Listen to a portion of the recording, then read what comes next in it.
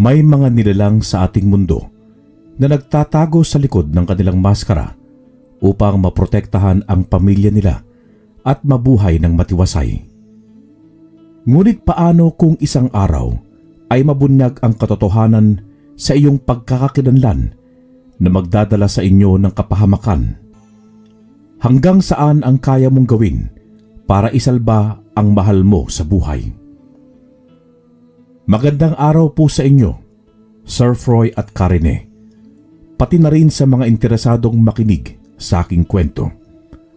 Maraming salamat po sa ibinigay niyong pagkakataon na mailahad ang karanasang isa sa mga humubog sa aking pagkatao.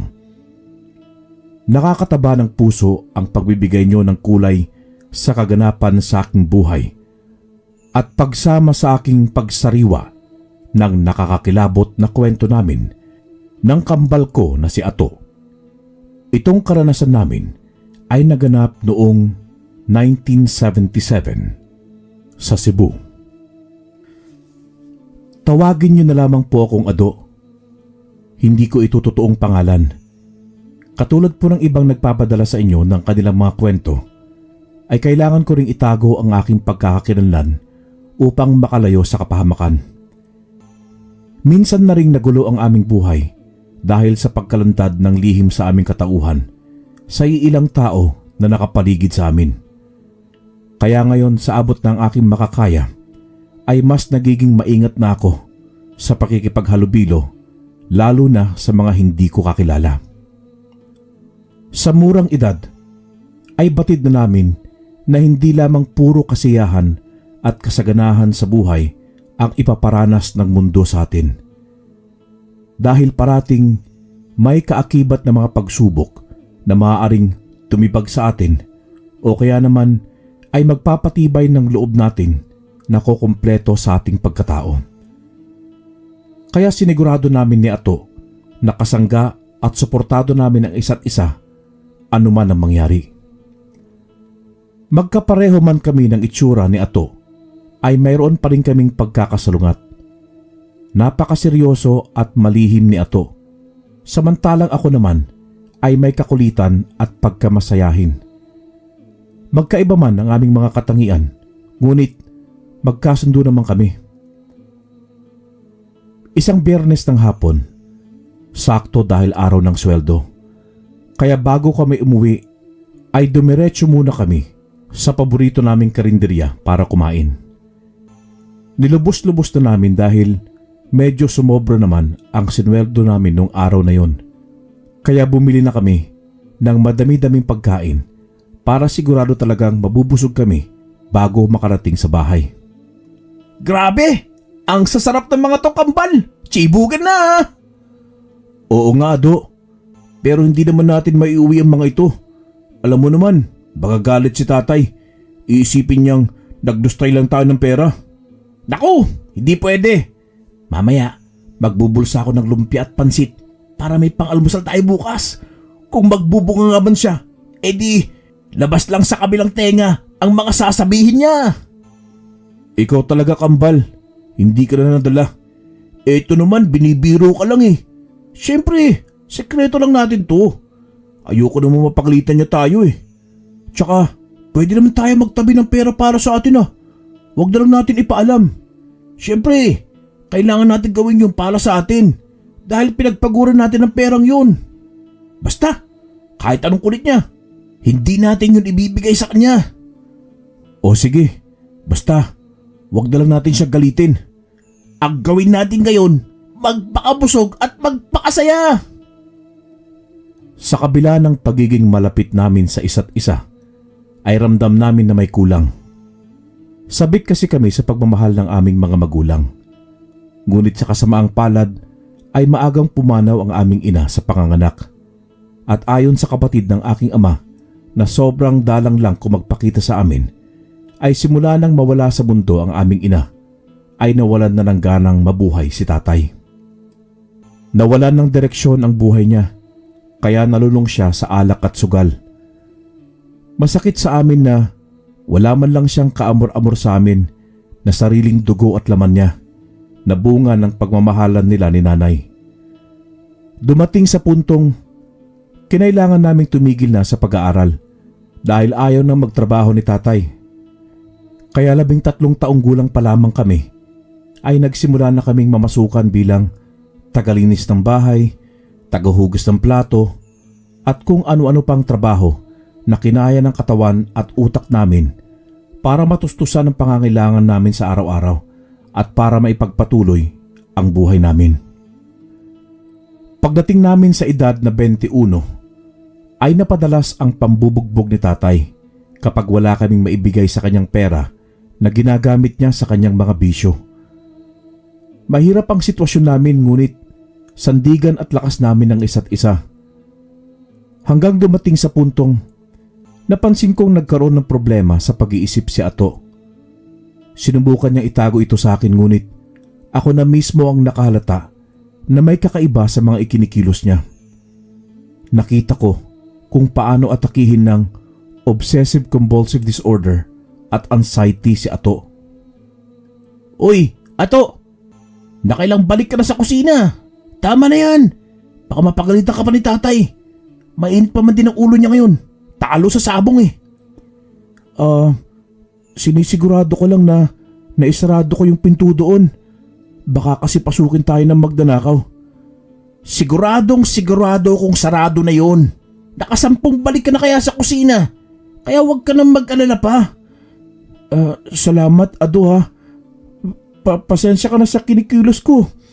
Hindi kasi ako mapakali kapag naiisip kong bukas pa yung pinto sa kusina eh. Madalas na paulit-ulit si Ato sa kanyang mga ikinikilos at sinasabi.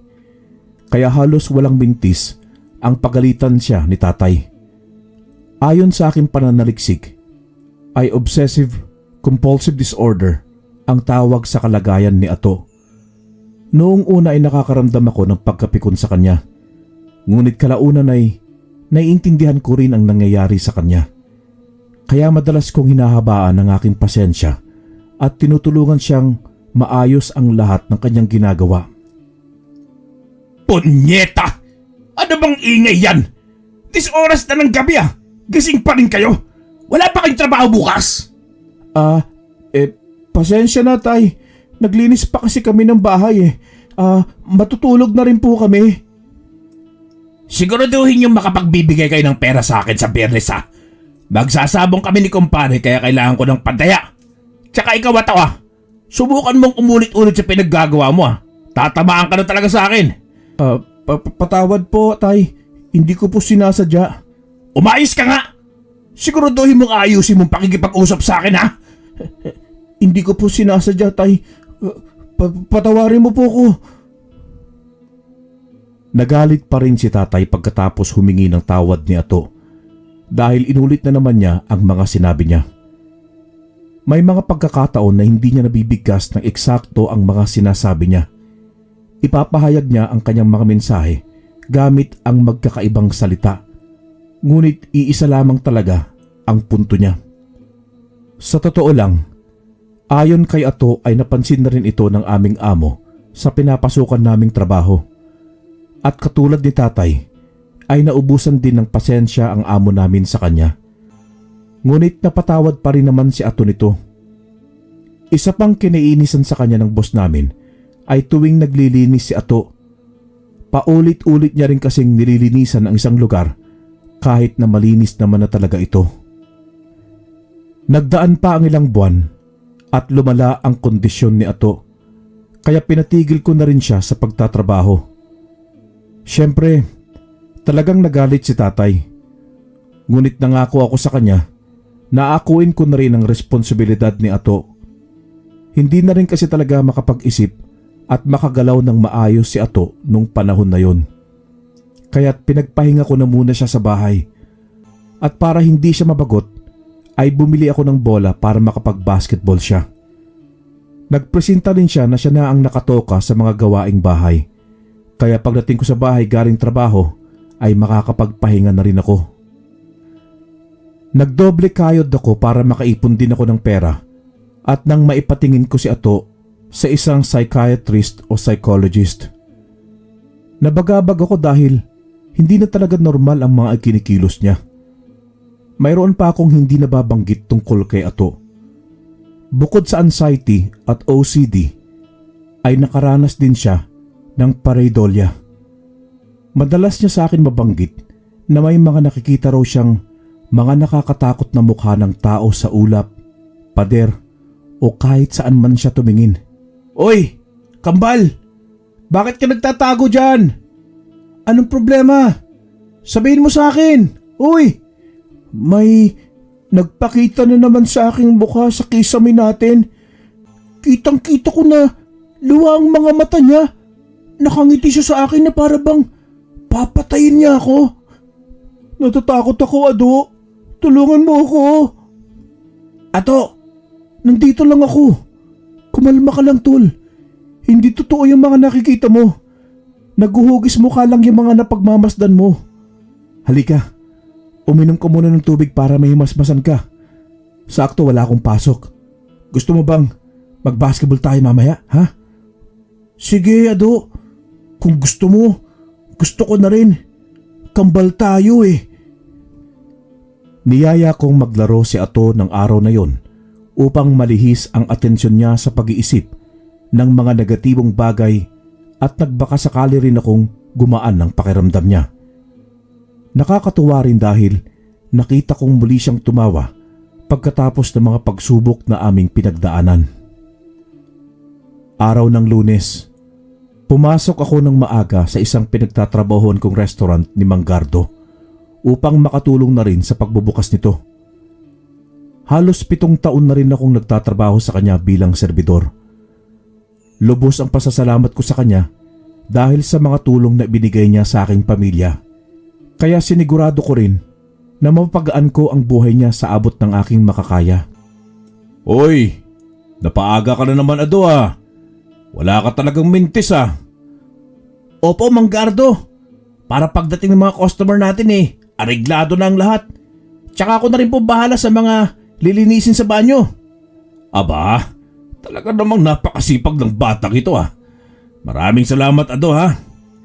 Malakas ka po sa akin Mang Gardo. Tsaka alam mo naman na gusto ko po rin po talaga makatulong sa inyo.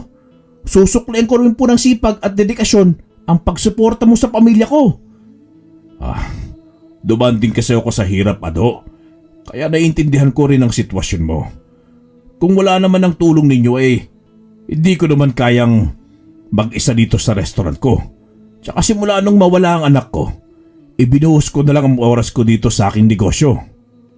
Kaya bilib na bilib din po ako sa diskarte nyo Sa kabila ng kinaharap niyong pagsubok sa buhay, naiangat mo pa rin po ang sarili mo. Sana ako rin balang araw. Sigurado akong makakamit mo rin yan, Ado. Baka nga malampasan mo pa ako At kapag dumating po ang araw na yon, babalikan ko po kayo. Maraming salamat po talaga sa tiwala at suporta ninyo, Mang Gardo. Pagkatapos naming mag-usap ni Mang Gardo, ay dumiretso na ako sa pagtatrabaho. Inayos ko lahat ng nakita kong dapat ayusin. At pagdating ng customers, ay sinigurado kong mabilis at pulido ang pagkilos ko para masayan sila. Hindi lang dahil sa dekalidad na pagkain, pati na rin sa aming serbisyo. Bandang 6:00 ng gabi ay handa na akong umuwi nang bigla na lamang akong tinawag ulit ni Mang Gardo para kausapin. Ado, sandali lang. May ibibigay ako sa'yo. Manika? Bakit po to sa akin ibinibigay? Hindi lang yan basta-bastang manika, Ado. Kung ayos lang sa'yo may ipapakita ko bago ka umuwi.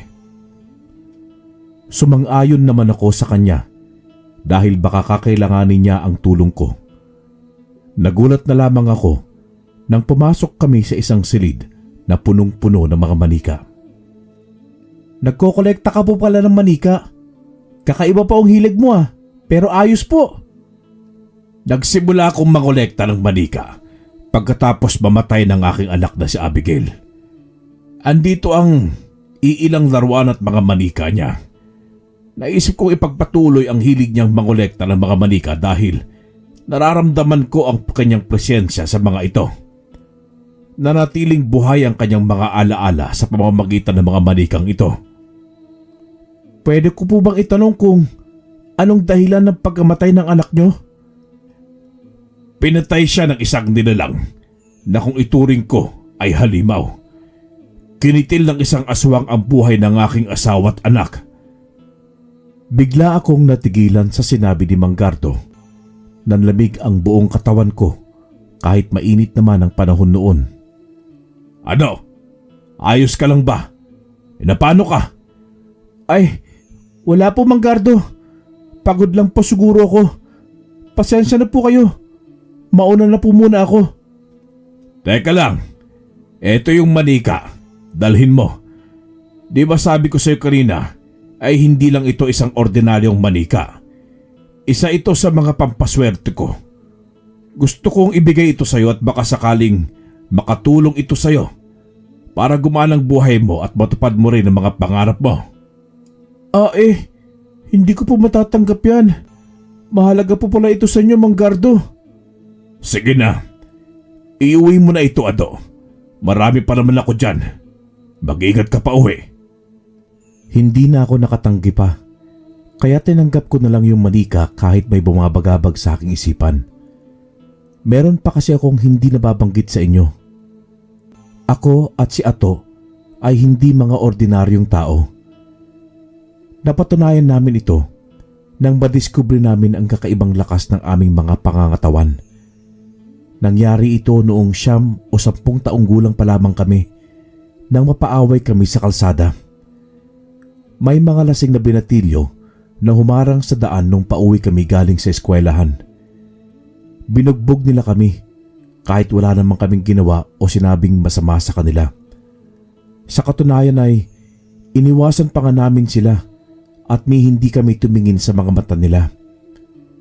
Nang makita kong nagdurugo na ang ilong at bibig ni Ato ay bigla akong sumugod sa kanila nang hindi ko alam kung ano ang kahihinatnan ko. Iisa lang kasi talaga ang nais kong mangyari noon, ang iligtas si Ato. Nagulat ako nang biglang tumilapon ng 3 binata pagtulak at pagsuntok ko sa kanila.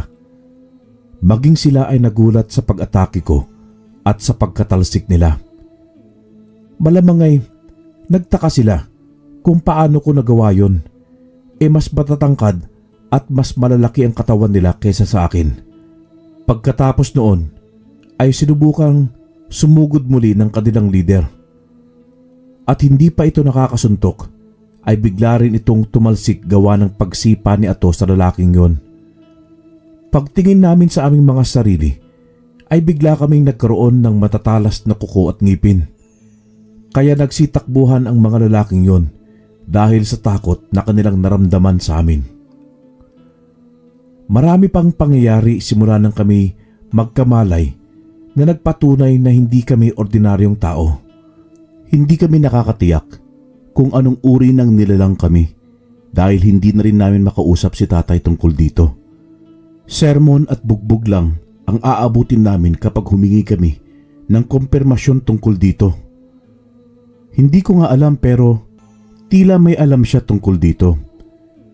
May isang beses kasing dumalaw siya sa amin habang kami ay abala sa trabaho namin bilang kargador sa palengke. Nakita niya kung paano namin binuhat ng walang kahirap-hirap ang mga sako-sakong bigas kahit hindi naman kalakihan ang aming mga pangangatawan. Ano po ginagawa mo dito, Tay? May pera ka ba dyan? Wala po, Itay. Bukas pa po ang sahod namin. Alam kong may tinatago ka pa dyan. Ibigay mo yan sa akin o manggugulo ako dito.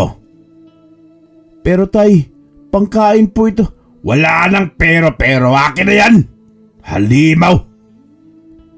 Sa totoo lang, hindi ko maatim na tinawag niya akong halimaw.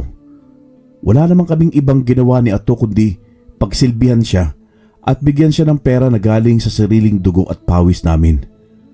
Kung may halimaw man sa amin, siya yon, hindi ako. Sabi ko nga noon ay masahol pa siya sa isang halimaw. Ngunit may parte rin sa akin na naiintindihan ko kung bakit niya yun nasabi. Baka nga kasi mga halimaw naman talaga kami.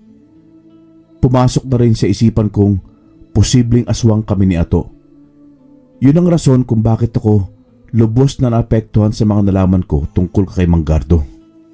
Baka kapag nalaman niya ang posibilidad na maaaring kauri ko ang pumatay sa kanyang anak, maaaring kamuhian niya ako habang buhay hanggang sa kabilang buhay. Kaya noong mga oras na yon ay hindi ko talaga malaman ang dapat kong gawin. Kaya't nagdesisyon akong hindi na muna pumasok sa trabaho ng ilang araw at para matutukan ko rin si Ato. Tungkol naman sa manika ni Manggardo, iniligay ko ito sa kwarto namin ni Ato. Itatago ko sana ito sa lugar na hindi niya makikita dahil alam kong posibleng may makita na naman siyang kakaiba dito. Kaya lang pagdating ko ay nakita naman agad ito ni Ato na hawak-hawak ko. Magandang gabi, Ado. Bakit may dala kang manika? Binigay ito sa akin ni Manggardo. Pampaswerte raw. Hindi maganda ang pakiramdam ko dyan, Ado. Ado, ilayo mo yan sa akin. Ibalik mo na lang yan kay Manggardo. Ato naman, manika lang to. Lagi na lang may problema sa yung lahat ng bagay. Tulad nga ng sabi ni Manggardo, pampaswerte raw ito. Kaya hindi natin ito itatapon o ibabalik sa kanya. Ilalagay natin ito sa kwarto at baka sakaling bumuti naman ang kalagayan natin. Maniwala ka sa akin, Ado. Maniwala ka. Pakiusap lang. Ato ha. Huwag gayon. May problema ako. Utang na loob. Pagpahingin mo rin muna ang utak ko. Naubusan na ako ng pasensya kay Ato nung sandaling yon, kaya pinili ko na lang munang matulog. Hindi ko na rin sinabi pa sa kanya yung tungkol sa natuklasan ko kay Manggardo dahil ayaw ko rin siyang mamroblema pa. Ayaw ko nang makadagdag pa ng mga iisipin niya dahil alam kong napakatindi rin niyang mag-isip ng mga bagay-bagay. Kinabukasan ay pareho pa rin ang bukang bibig ni Ato na ibalik na lang daw kay Manggardo ang manikang yon. Wala na akong iba pang nagawa kundi sabihin sa kanya ang nabanggit sa akin ni Manggardo. Pakiramdam ko kasi ay may mangyayaring masama kapag bumalik pa ako doon. Kapag tuloy pa rin ako nagtrabaho para sa kanya, ay lalamunin naman ako ng aking konsensya at sigurado akong hindi ko na maaayos pa ang trabaho ko. At kapag nagtanong siya, ay baka bigla akong maibunyag ang aming sikreto. Hindi ko alam kung anong magagawa niya sa akin, sa pamilya ko, kung mangyari yon. Talagang naapektuhan lamang ako dahil napakarami niya na talagang naitulong sa amin simula pa lang mga bata kami. Mas naging tatay pa nga siya sa akin kung ikukumpara sa sarili kong ama. Ipinaalam ko kay Ato ang desisyon kong maghanap na lang ng bagong trabaho at hindi na magpakita pa kay Manggardo. Naging napakahirap na mga sumunod na araw sa amin dahil hindi lang si Ato ang inisip ko, pati na rin si tatay.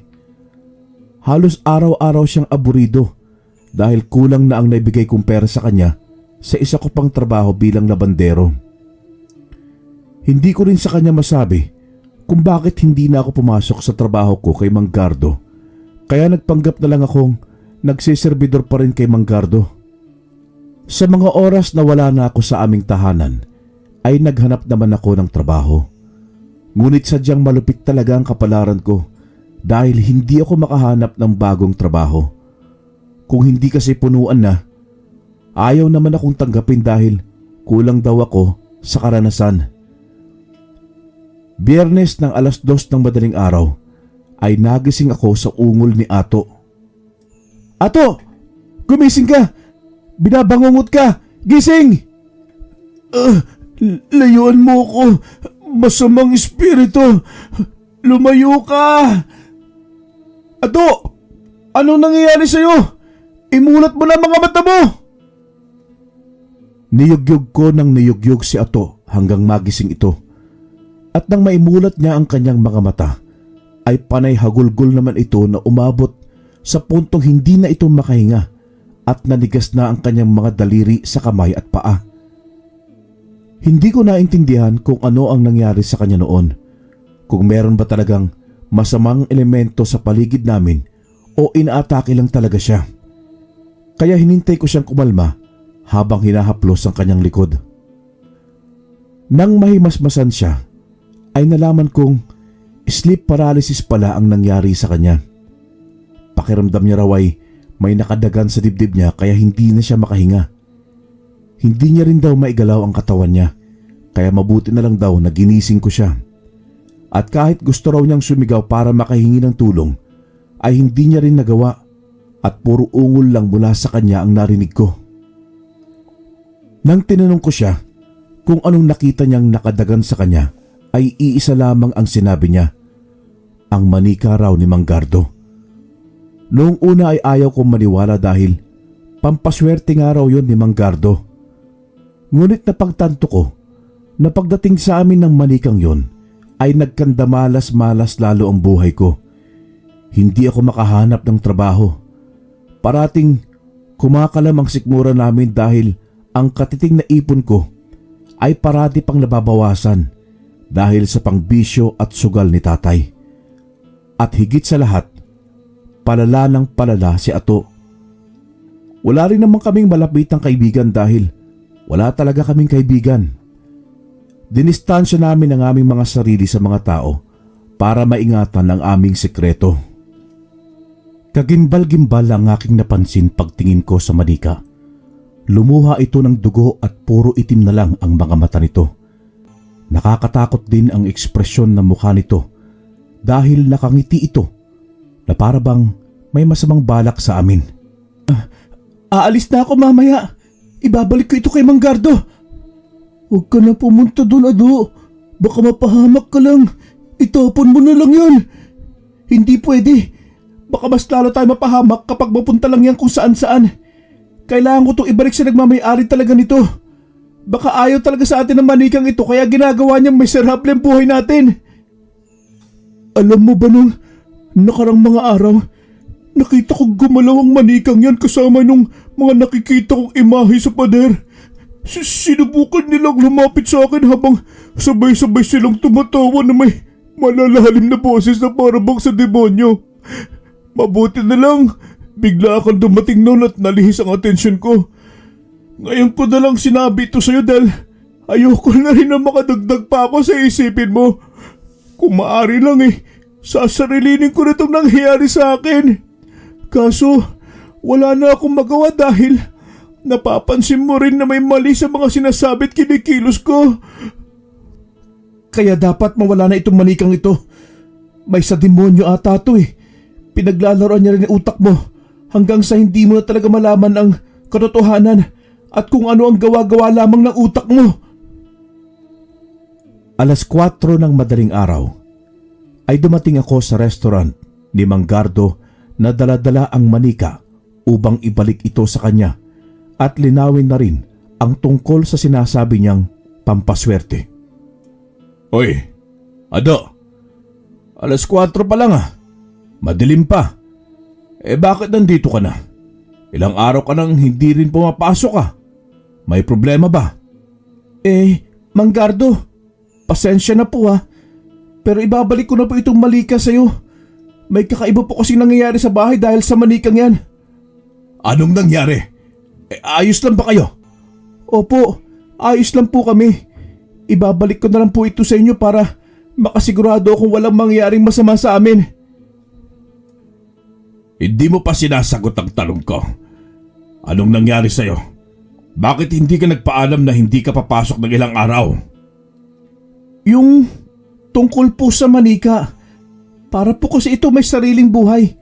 Hindi ko po alam. Baka po kasi may sumapi ditong ligaw na kaluluwa o masamang espiritu. Akala ko po pampaswerte ito. Pero tignan niya po lumuha yan ng dugo at nagiba pang itsura ng mata at mukha niya. Imposible yung sinasabi mo, Ado. Ginawa ko talagang pampaswerte yan. Kaya tignan mo kung nasan na ako ngayon. Ano ba kasing ginawa mo? Bakit hindi ka na pumapasok? Ayoko na po kasi sa trabaho ko. Hindi po ako asenso sa pagiging serbidor. Pasensya na po kayo ulit. Aalis na lang po ako. Sigurado ka bang yan ang totoong dahilan mo? Opo. Nagulat na lamang ako nang biglang sumigaw ng napakalakas ni Manggardo. Lintik ka! Ang ayoko sa lahat ay sinungaling. Ano po? May nasabi po ba kung hindi mo nagustuhan? Imbis na sagutin niya ang tanong ko, tinawag niya ang katrabaho kong serbidor na si Boyong. Sa pagkakaalam ko ay 1 buwan na siyang nagtrabaho kay Manggardo. Hindi nga lang kami nagkakasabay ng oras ng trabaho dahil panggabi siya at ako naman ay pang-umaga hanggang hapon lamang. Ngunit naalala ko na nagkaharap na rin kami ng 2 beses. Sinubukan ko nga siyang batiin pero hindi naman niya ako pinansin at matatalas na paningin lang ang ibinalik niya sa akin. Inisip ko na lang noon na may malalim siyang problema kaya mainit ang ulo niya. Alam mo ba kung bakit nandito tayong 3? Ano po bang problema? Wala po akong maalala na may nagawa akong masama sa inyo, kung sino man sa inyo. Baka ito makakapagpaamin sa yung demonyo ka. Inilabas ni Boyong ang isang maliit na bote at itinapat niya ito sa akin. Pagtingin ko ay naglalaman ito ng kumukulong langis. Ito magpapatunay na ikaw ay isang halimaw, isang aswang. Lahat ng ito planado namin, Ado. Hayaan mong sabihin ko sa'yo kung paano namin ito inareglo. Ikinagulantang ko ang aking mga nalaman mula sa kanila. Si Boyong pala ay isang antingero na tubong masbate. Lumipat siya sa lugar namin para sana magbago at magsimula muli. Bantog siya bilang isang manunugis ng aswang sa kanilang baryo. Ngunit labis ang naranasan niyang pagkalugmok nang hindi niya nailigtas ang kanyang pamilya sa kamay ng mga aswang. Binihag ng kalaban niyang angkan ng mga aswang ang kanyang buong pamilya at pinagpapatay ito isa-isa. Pinili niyang bumangon dahil alam niyang nais ng kanyang pamilya na ipagpatuloy ni Boyong ang kanyang buhay. Unang tingin pa lang daw sa akin ni Boyong ay alam niya nang isa akong aswang dahil sa kanyang daladalang langis na kumukulo sa tuwing may malapit na aswang. Hindi na raw nag-alinlangan si Boyong at lumapit na agad ito kay Manggardo upang ipaalam ang tungkol sa akin. Noong una raw ay hindi naman agad naniwala si Manggardo.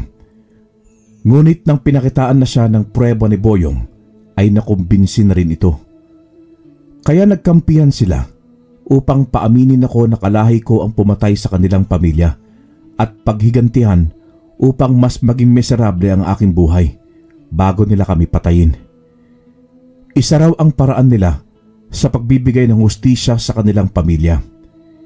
Hindi nila nagawang kitilin ang buhay ng mga aswang na may sala sa kanila, kaya idadamay na lang nila ang mga kalahi nito. Sa pamamagitan ko raw ay makakabawi na rin sila kahit papaano dahil ang paniniwala nila ay lahat ng mga aswang daw ay kampon ng kadiliman. Nakikihalubilo lang daw sila sa mga tao upang linlangin ang mga ito at maghari sa mundong ibabaw. Sa madaling salita, pinag-isipan din ako ni Manggardo na nagtatago lamang ako sa anyo ko bilang tao at gagawan ko siya ng masama kalaunan. Kaya bago pa raw ito mangyari, ay uunahan na nila ako. Oo, maaari akong isang aswang, pero walang katotohanan niyang mga iniisip niyo tungkol sa akin. Manggardo, ilang taon na po ako nagtatrabaho sa inyo, pero naging tapat ako sa inyo. Wala akong pinakitang kahit anong masama sa inyo. Itinuring po kita bilang ikalawang ama ko. Ang hiling ko lang ay ang kasiyahan at tagumpay niyo sa buhay. Boyong, sa tuwing magkikita tayo dito sa trabaho at titignan mo ako ng masama, ni hindi kita pinatulan. Inintindi kita at hinayaan lang. Inisip ko na lang na baka masama ang araw mo o may matindi kang problema kaya kaganyan sa akin. Ikinalulungkot ko ang nangyari sa mga pamilya nyo, pero wala akong kinalaman sa pagkamatay nila. Ni hindi ko nga sigurado kung anong klaseng nilalang ako, kasi pati sarili kong ama ay wala namang pakialam sa akin. Wala siyang pagmamahal sa aming magkapatid. Uulitin ko, hindi ako... Hindi ko na naituloy pa ang sasabihin ko dahil bigla akong tinadyakan ni Boyong. Hindi ko lubos akalain na napakalakas din ni Boyong. Sa pagkakataong ito'y, alam ko na hindi na talaga papakinggan ang kahit anumang sabihin ko sa kanila. Hindi mo alam kung anong naidulot yung sakit sa akin ng mga kauri mo. Mga halangang kaluluwa nyo. Wala kayong itinara sa pamilya ko. Nanay, tatay at mga kapatid ko. Lahat sila pinaslang ng mga kauri mo. Ngayon, pasensyahan tayo dahil ikaw ang mapagbubuntunan ko ng galit. Ikaw ang ganti ko sa lahat ng kademonyo ang ginawa nyo sa pamilya ko at sa mga inosenteng biktima nyo. Pinagsusuntok at pinagsasakal ako ni Boyong sa pagkakataong ito hanggang sa humandusay ako sa sahig. Patuloy pa rin ang pagtadyak niya sa lahat ng parte ng katawan ko. Pinili kong hindi lumaban upang makita nila na hindi ko sila kayang saktan kahit ako ay isang hindi pangkaraniwang nilalang.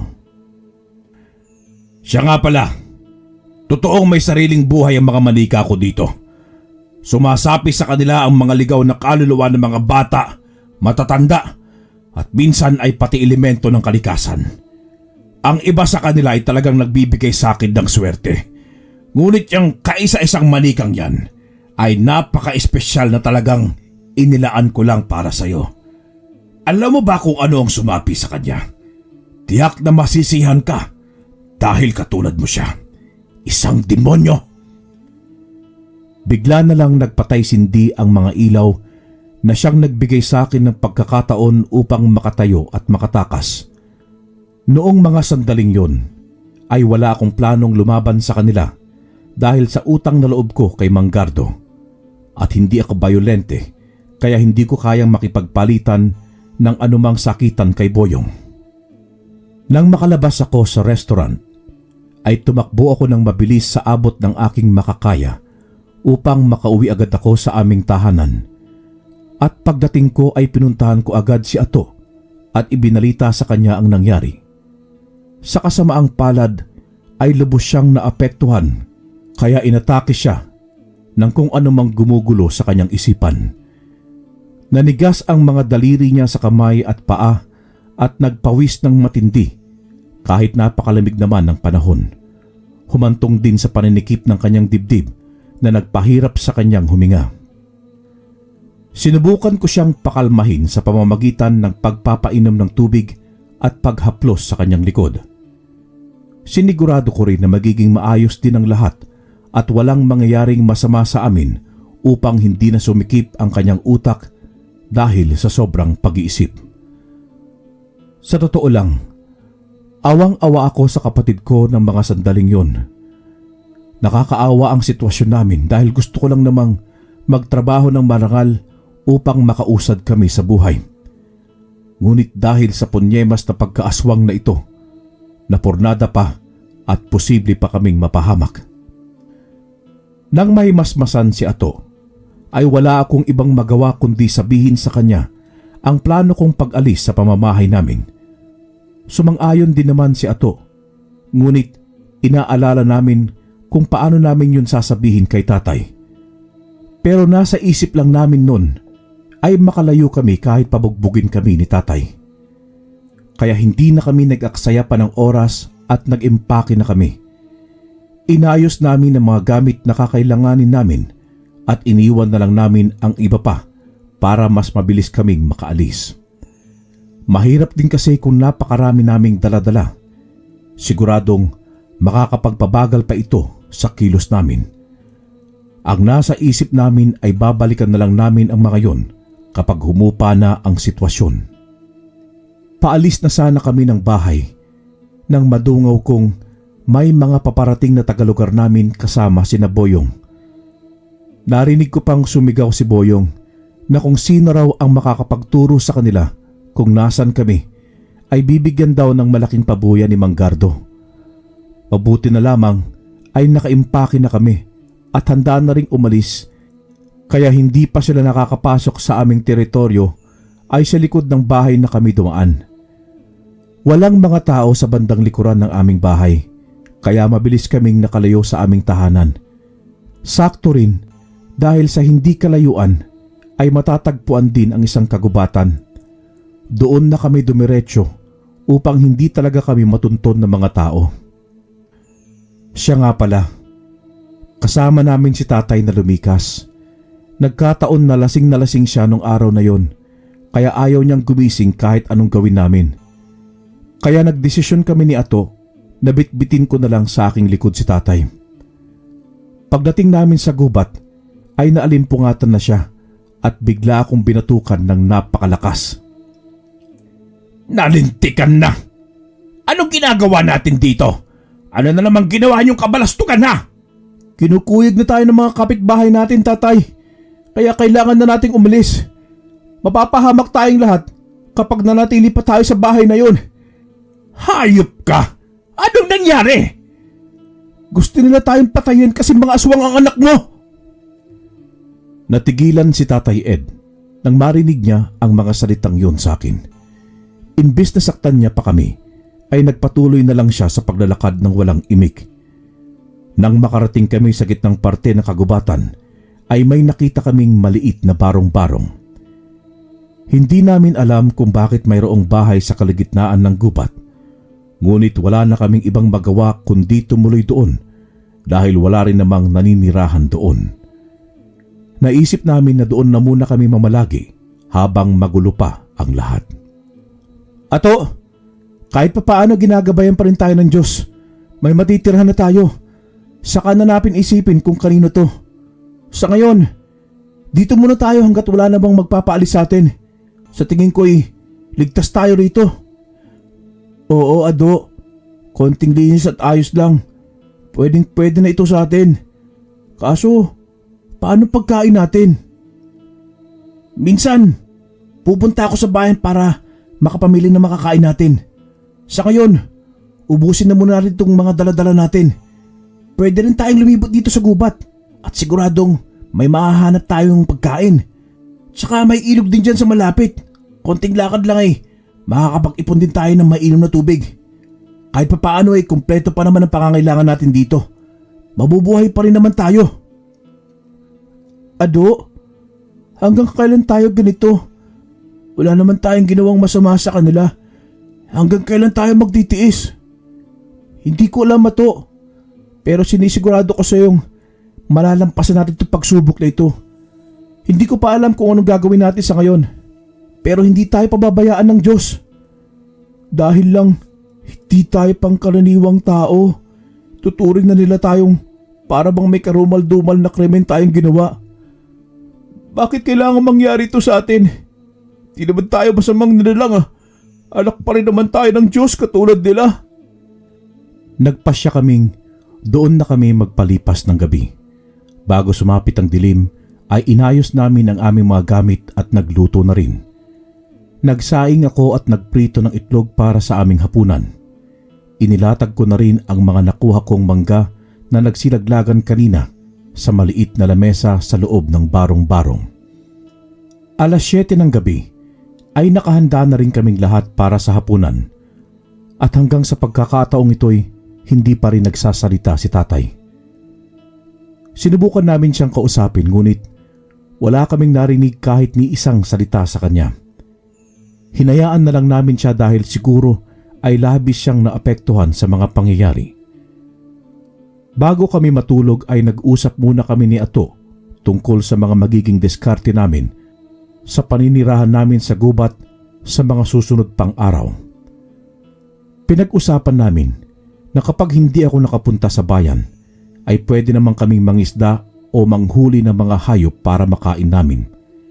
Napagkasunduan namin na pupunta lamang ako sa bayan kapag kailangan. Kinaumagahan, paggising namin ay naghanap agad kami na makakain at maiinom na tubig. Kakagat na sana ako sa tinapay nang may makita akong kagimbal-gimbal sa labas ng bahay. Nasilayan ko ang nakabitin na bangkay ng aming tatay sa isang puno ng mangga, malapit lang kung saan kami namamalagi. Ikinagulantang namin ang pagkamatay ng aming ama dahil biglaan ito. Napakabilis lamang ng pangyayari. Tumakbo agad ako papunta kay tatay at nang maibaba ko ang bangkay niya ay nakita ko ang isang liham para sa amin ni Ato. Mga anak, pasensya na kayo kung nagawa ko ito. Hindi ko na kasi talaga kayang mabuhay pa sa mundong ito. Wala akong silbi at alam kong nakakapagpabigat na ako sa inyong dalawa. Pinagsisisihan ko na buong buhay nyo ay hindi nyo man lang naranasan magkaroon ng isang mabuti at mapagmahal na ama. Hindi ko kasi alam kung paano ako magsisimulang muli mula nang mamatay ang nanay nyo. Inaamin ko na kayo ang sinisi ko nang mawala ang pinakamamahal kong asawa. Yun ang pinakamaling nagawa ko sa inyo. Sana'y mapatawad niyo ako. Ngayon, sa tingin ko'y dapat yun ang malaman ang katotohanan tungkol sa inyong dalawa. Totoo ang sinabi niyong mga aswang kayo, pero hindi kayo mga purong aswang dahil tao ako. Tao ang tatay niyo. Ang ibig kong sabihin ay isang ganap na aswang na tinatawag na abwak ang nanay ninyo. Nagagawa niyang magpalit ng anyo at maging uwak kung kanyang nanaisin. Ayon naman sa kanya, ang mga lalaking abwak ay kaya ring magpalit ng anyo bilang bayawak at maghukay upang mapunta sa ilalim ng lupa. Hindi ko sigurado kung magagawa niyo ring palitan ng inyong anyo dahil may dugo kayong tao. Ngunit iyan ang dahilan kung bakit kayo may pambihirang lakas na hindi niyo makikita sa isang ordinaryong tao. Maliban na lang kung may tangan itong anting-anting o mga mutya ng kalikasan. Sa kabila ng pagiging aswang ng nanay niyo, ay hindi siya naging masama at pinili niyang mamuhay bilang isang tao kasama ako. Kaya huwag niyong iisipin na lahat ng kauri niyong mga aswang ay masasama. Katulad din sila ng mga tao. May mabubuti at mayroon ding masasama. Ngayong magsasama na kami ng nanay niyo, ay sisiguraduhin kong babantayan namin kayo. Alam kong huli na para sabihin ito, pero gusto kong ipaalam sa inyo na mahal ko kayo. Sumakit ang dibdib namin ni Ato sa lahat ng nangyari sa aming buhay. Napakarami na naming naranasang hirap sa buhay. Ngunit ito ang isa sa pinakamasakit na naganap. Ngunit wala naman kaming ibang magawa kundi lumaban at magpatuloy. Hindi maaaring sukuan namin ang isa't isa. Kaya pagkatapos naming humagulgol, ay inilibing na rin namin agad si tatay. Ngunit noong parehong araw na rin yon, ay biglang nilagnat ng mataas si Ato. Kaya nagdesisyon akong magpunta sa bayan para makabili ng gamot para sa kanya. Huwag kang mag-alala, Ato. Babalik din ako agad. Kailangan ko lang makabili ng gamot at mga pagkain natin. Matatapos din ito lahat. Magtiwala lamang tayo sa Diyos. Ado, pakiusap bumalik ka agad ha. Ipangako mo yan. Natatakot ako dahil kung ano-ano na ang naiisip, nakikita at naririnig ko. Pakiramdam ko mamamatay na ako. Huwag kang magsalita ng ganyan. Kaya mo yan. Kaya natin to. Naglakbay ako agad papunta sa bayan at bumili ako doon sa tindahan na walang nakakakilala sa akin. Kailangan kong maging mabilis at pulido ang galaw ko para hindi na kami mapahamak pa ng kakambal ko. Pagkatapos naman ng isang oras ay nakauwi agad ako. Ngunit natigilan ko nang makita ko si Ato na parang hindi na humihinga. Nakahandusay lamang siya sa labas ng barong-barong at hindi na gumagalaw. Tumakbo agad ako para tignan ang kanyang kalagayan. Ato! Gising! Anong nangyari? Utang na loob naman, wag mo kong iwan. Kumamatay lang ni tatay kanina. Wag naman! Ado, salamat dumating ka na. Pasensya ka na. Nanghina kasi ako kanina kaya natumba ako. Magpapahangin lang sana ako. Diyos ko naman, Ato. Huwag mo naman ako tinatakot ng ganyan. Halika na nga. Uminom ka ng gamot at kumain na rin para gumaling ka na. Pangako ha. Walang iwanan, kambal. Pagkakain namin ay nagdesisyon kaming magpahinga buong maghapon. Mabuti rin at nakabili na ako kanina ng pansit na lulutuin naming pang merienda.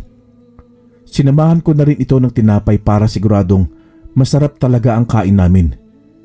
Naging mapayapa ang buong maghapon na yon para sa amin. Kahit papaano'y guminhawa ang pakiramdam namin. Kinagabihan ay nagsiga kami para mabuhay-buhay naman ang aming gabi. Ngunit hindi namin inaasahan ang mga susunod na pangyayari. Nang lumakas ang apoy, ay nailawan ang paligid at sa hindi kalayuan ay nakita naming papalapit si Boyong at si Manggardo. Nangamba ako sa kung ano ang pwedeng mangyari kaya hinanda ko na rin ang aking sarili. Paano nyo kami nahanap? Lumayo na kami dahil ayaw ko mapahamak kami o kung sino man sa atin. Bakit nyo pa kami sinundan? Gusto nyo ba talagang pumatay ng mga inosenteng nilalang na wala namang kasalanan sa inyo? Malamang, ginawa namin ang lahat para mahanap ka at pati ang kakambal mo para mabawasan ang lahi niyo. Kung hindi ka sana lumabas at nagpunta sa bayan, di sana mabubuhay pa kayo ng kakambal mo. Ngayon, bestado na kayo, mga halimaw. Ibabalik ko na kayo kung saan kayo nararapat. Magsama kayo sa impyerno! Boyong, ayaw namin ng gulo. Hindi kami lalaban. Pakiusap, itigil mo na ito. Huwag niyo na ring asahan na may pag-asa pa kayong mabuhay pagkatapos ng gabing ito. Mukha lang ordinaryong tao si Boyong. Ngunit kapag natikman niyo ang hagupit ng tangan niyang pangil ng kidlat na nagbibigay sa kanya ng pambihirang lakas at bilis, ay katapusan niyo na. Inatake agad ako ni Boyong gamit ang kanyang dalang tubo. Nailagan ko naman ang bawat paghampas niya. Ngunit nang makita kong inaatake na naman si Ato, ay lubos akong naapektuhan. Muli akong nakiusap sa kanila na itigil na ang pananakit sa amin dahil hindi naman kami lalaban talaga. Ngunit hindi pa rin sila nakinig sa akin. Si Manggardo na itinuring ko bilang pangalawang ama ay nasa tabi lamang na tila ay masayang masaya na pinapanood kaming nasasaktan. Nang maitumba ako ni Boyong ay dumiretso naman siya kay Ato upang pagtatadyakan at pagsusuntukin ito. Sinakal din siya ni Boyong sabay dura sa kanyang muka. Napakasakit para sa akin na makita na halos ginagawang katatawanan ni Boyong ang inosente kong kakambal. Kaya hindi na ako nakapagpigil pa at lumaban na rin ako. Hayop ka, Boyong! Huwag mong idadamay ang kapatid ko dito! Hindi na nakailag pa si Boyong at tinamaan na siya ng aking suntok. Alam kong kahit papaano ay naalog siya sa lakas nito. Ayos ah! May laban ka pa rin pala. Tingnan natin kung hanggang sa kaabuti ng pagkaaswang mong yan. Pinulot ni Boyong ang nalaglag niyang tubo at muli akong sinugod upang paghahampasin. Sa pagkakataong ito'y mas lalo siyang bumilis at lumakas. Kaya may ilang beses din na tinamaan ako nito na siyang nakapagpahina sa aking katawan. Naalala ko ang sinabi ni tatay sa kanyang liham na isa akong abwak. Kaya madali akong nakapaghukay sa ilalim ng lupa. Ginawa ko ito para makapagtago at mahuli si Boyong. Habang nasa ilalim kasi ako, ay ramdam ko pa rin kung saan siya eksaktong nakatayo. Kaya nagawa ko rin siyang atakihin at tapatan ng kanyang bilis. Sa pagkakataong ito'y lumamang na ako sa kanya dahil hindi niya ako nakikita at hindi niya malaman kung kailan ako atake. Ngunit sa kasamang palad, nang mapagtanto ni Ato na kaya niya ring gawin ang pag-ilalim ko sa lupa, ay huli na ang lahat dahil nahuli na siya ni Boyong at ni Manggardo. Hawak-hawak siya ni Manggardo habang nakatutok ang punyal ni Boyong sa kanya. Lalabas ka ba? O lalaslasin ko ang leeg nitong kapatid mo? Pinakiramdaman ko ng mabuti kung nasaan sila para masigurado kong maliligtas ko ang kapatid ko kahit buhay ko pa ang kapalit. Ang plano ko ay lilitaw ako sa harapan ni Boyong para imbes na si Ato ang masaksak niya, ako ang tamaan ng punyal niya. Saktong paglabas ko ay bumaon ang punyal ni Boyong sa kaliwang balikat ko. Nagulat na lamang ako nang napaatras siya at nabitawan ng kanyang punyal. Hindi ko sukat akalain na ililigtas mo pa rin ang kapatid mo. May pagkakataon ka na sanang umalis dito. Pero isinakripisyo mo ang buhay mo para kay Ato. Oo, dahil mahal ko ang kapatid ko. Siya na lang ang meron ako kaya hindi ko siya pababayaan. At higit sa lahat, mga aswang kami. Pero katulad mo'y, pamilya rin kami. May pamilya kami na pinahalagaan at minamahal namin. Ano? Ngayon ko lang napatunayan na hindi lahat ng aswang ay masasama. Hindi na namin kayo guguluhin. Manggardo, Boyong, naiintindihan ko kung anong pinanggagalingan nyo. Kung bakit nyo nagagawa ito. Alam kong labis lamang kayo nasaktan sa pagkawala ng pinakamamahal nyong pamilya. Kakalimutan lang namin na nangyari ito sa atin. Hinihiling ko lang na sana'y maglaho na ang galit sa inyong mga puso at lahat ng ating sugat ng nakaraan ay gumaling na. Pagkatapos ng gabing yun, ay nagdesisyon kaming magpakalayo-layo at makipagsapalaran sa ibang lugar. Pumunta kami ng syudad, nabitbit ang kaunting ipon na meron kami at ang pangarap na umangat sa buhay. Pagdating namin doon, ay nakahanap naman ako agad ng trabaho bilang isang serbidor sa isang malaking restaurant. At nang makaipon ako ng sapat na pera, ay naipatingin na rin sa espesyalista si Ato. Kahit papaano'y nadadaan sa therapy ang kalagayan ni Ato na siyang nagpagaan na rin ng aming buhay. Ginawa ko ang lahat para makapagtrabaho ako ng maayos hanggang ang lahat ng pagsisikap at pagod ko ay nagbunga rin. Pagkatapos lamang ng ilang taon ay napromote ako bilang isang restaurant manager. Samantalang si Ato naman ay pumasok na rin sa pagiging servidor sa restaurant na pinagtatrabahuan ko. Hindi kami nagbintis sa pag-iipon, kaya nang makalikom na kami ng malaki-laking pera, ay nagtayo na rin kami ng aming sariling kainan. Tinupad ko ang pangako ko kay Manggardo na babalikan ko siya kapag nagtagumpay na ako sa buhay. Ngunit pagbalik ko sa aming lugar, ay puntod na lang pala niya ang aabutan ko. Maraming salamat sa lahat ng tulong mo sa akin, Manggardo. Ngayon naabot ko na ang aking pangarap. Sana po'y masaya ka na kasama ang pamilya mo. Sa kasalukuyan, ay may kanya-kanya na kaming pamilya ni Ato na tanggap kami ng buong buo. Madalas pa rin kami nagkikita, hindi lang dahil sa aming negosyo, kundi talagang nagsilbing lakas namin ang isa't isa. Salamat sa Diyos at nagkaroon kami ng masaya at masaganang buhay ng aking kambal. Dito ko na po tinatapos ang aking kwento. Maraming salamat sa tumagal sa pakikinig hanggang dulo. Mag-iingat po tayong lahat. God bless po. Wakas.